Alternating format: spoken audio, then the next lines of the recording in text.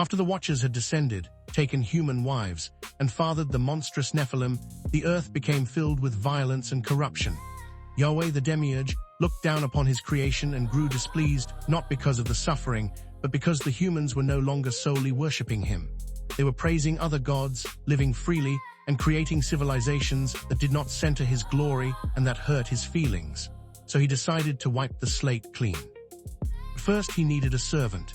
He chose Noah, who was born to Lamech, who took one look at his son and immediately suspected foul play. The baby was ghostly white with bright red eyes that literally glowed like miniature suns, lighting up the entire room. He also had a full head of snow-white hair and, most disturbingly, began speaking coherent words moments after birth, loudly praising the wicked Yahweh. Lamech was convinced his wife had been visited by one of those lusty watcher angels. It took several very awkward conversations to convince him that Noah was simply a very strange albino. As Noah grew, he became known as a righteous man by Yahweh's extremely low standards. In reality, he was a paranoid, overly pious drunk who spent most of his time preaching doom and building things no one asked for. One day, Yahweh appeared to him directly and warned of the coming flood, instructing him to build a massive ark to save the pure. Noah, ever the obedient servant, got to work. For decades he labored, mocked by everyone around him. When the rains finally came, 40 days and 40 nights of torrential downpour, only Noah, his wife, his 3 sons and their wives made it onto the ark, along with many animals, though some say he may have forgotten a few bloodlines he didn't like. The flood was catastrophic. Almost all life was wiped out. Some of the Nephilim drowned, screaming while some escaped into unflooded areas. The Watchers who remained on earth watched their children perish. After the waters receded and the ark came to rest on Mount Ararat, Noah did the only logical thing. He got absolutely shit-faced drunk and passed out naked for everyone to see. When his son Ham walked by and saw his father's nakedness, he made the terrible mistake of telling his brothers. Noah woke up furious and in a drunken rage, cursed Ham's son Canaan and all his descendants to be slaves and suffer forever. Yahweh, watching this, was mildly amused. He liked this level of pettiness. After the flood and the whole Tower of Babel language scramble, humanity started spreading out again. One of the standout figures during this time was a man named Abram, and Abram was married to his half-sister Sarai, a woman so notoriously unattractive that she had no options but to marry her brother. Together, they worshipped pretty much every deity they came across. Loyalty was not their strong suit. Eventually, Abram got the bright idea to leave his homeland with his self-proclaimed hot sister-wife and his perverted nephew Lot. They headed to Canaan, but a famine hit, so they took a detour to Egypt. While in Egypt, Abram looked at his sister and had a brilliant, terrible idea. "Hey babe, tell them you're just my sister instead of my wife. That way, if the Pharaoh wants you, he won't kill me." It worked. Pharaoh took Sarai into his harem. Yahweh, watching this circus, decided to mess with Pharaoh by sending plagues. Pharaoh eventually figured out the truth, gave Abram a bunch of money and slaves out of sheer confusion, and kicked the whole dysfunctional family out of Egypt. Back in Canaan, Abram and Lot had so many cows, sheep, and goats that the land couldn't support them both.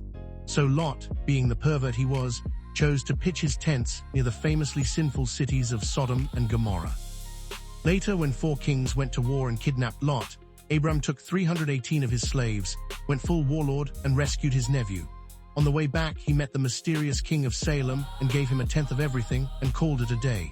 Now Abram was getting old and Sarai still wasn't pregnant. So with classic Yahweh family values fashion, Sarai told her husband, "Go sleep with my Egyptian slave girl Hagar. Maybe she'll give you a son." Abram, ever the dutiful husband, did exactly that. Hagar gave birth to Ishmael, Abraham's firstborn son. Then Yahweh showed up and gave Abram a new name, Abraham. He also demanded Abraham cut off part of his penis as a sign of their covenant. Abraham, because he made excellent life choices, agreed. 3 mysterious angels later appeared and told Abraham that he and his 90-year-old sister-wife were finally going to have a baby. Sarah laughed so hard she nearly died. Meanwhile, Yahweh decided he was going to destroy Sodom and Gomorrah for their wickedness, especially the man-butt stuff. Abraham, showing rare family loyalty, bargained with God to spare the cities if even 10 Yahweh lovers could be found. There weren't. The cities were obliterated.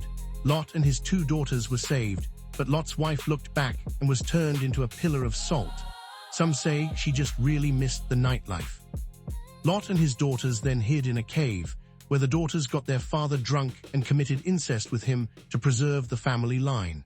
Biblical family values remained undefeated.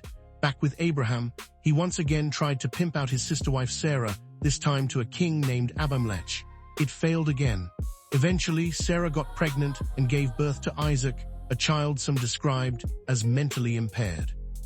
Then in what might be Abraham's worst parenting moment, Yahweh told him to sacrifice Isaac on a mountain. Abraham, ever obedient, took his son up the hill, tied him down, and raised the knife. At the last second, a random angel showed up and said, "Psych, Yahweh was just joking, good job though." Sarah later died. Abraham sent a servant to find Isaac a wife, naturally, another close relative, Rebekah. Then Abraham himself remarried and had even more kids.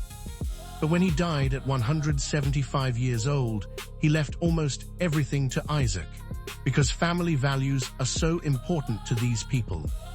Family so dysfunctional even Yahweh regretted it. Isaac, the inbred miracle baby born to 90-year-old Sarah and 100-year-old Abraham, grew up to be remarkably average. His only real purpose in the entire story was to marry his cousin Rebekah and produce twin sons. The firstborn was Esau, a rugged, hairy, badass hunter who actually seemed like a decent guy. The second was Jacob, a sneaky, cowardly mama's boy who liked to hang out in tents. One day, with Rebekah's full encouragement, Jacob cooked up a scheme to steal Esau's birthright and blessing. He dressed up as his brother, tricked their blind and dying father Isaac, and stole the sacred Yahweh blessing through pure deception. Esau was furious. Jacob, being the brave hero he was, immediately ran away like a little bitch to escape his brother's very justified wrath. While fleeing, Jacob had a now famous encounter. He wrestled with Yahweh himself all night long and actually won. The almighty demiurge had to tap out. Impressed or embarrassed, Yahweh gave Jacob a new name, Israel, he who struggles with God. Jacob then went on to father 12 sons through 4 different women, including 2 sisters and their servants, who would become the 12 tribes of Israel. Yahweh sure knew how to pick a winner. Joseph, the only semi-normal one out of all Jacob's sons, Joseph was his clear favorite. This, as we've seen throughout Genesis, is never a good thing. Joseph's brothers got so sick of their father's favoritism that they sold him into slavery in Egypt and faked his death. But Joseph was actually competent. Through a mix of charm, dream interpretation, and political skill, he rose from slave to vizier of Egypt, basically the second most powerful man in the world. When a massive famine hit, Joseph's brothers came begging for food. Joseph revealed himself, forgave them mostly, and brought the entire dysfunctional family down to Egypt to survive. And that's pretty much the end of Genesis. A story of incest, deception, favoritism, slavery, Maury incest, wrestling God, and a guy who got sold out by his brothers but still saved them. This is Yahweh's chosen people and family, everybody. Many years later, a baby named Moses would be born, a prince, a murderer, a wizard, and the man who would lead this chaotic bloodline out of Egypt in the most dramatic way possible. That will be a story for another time.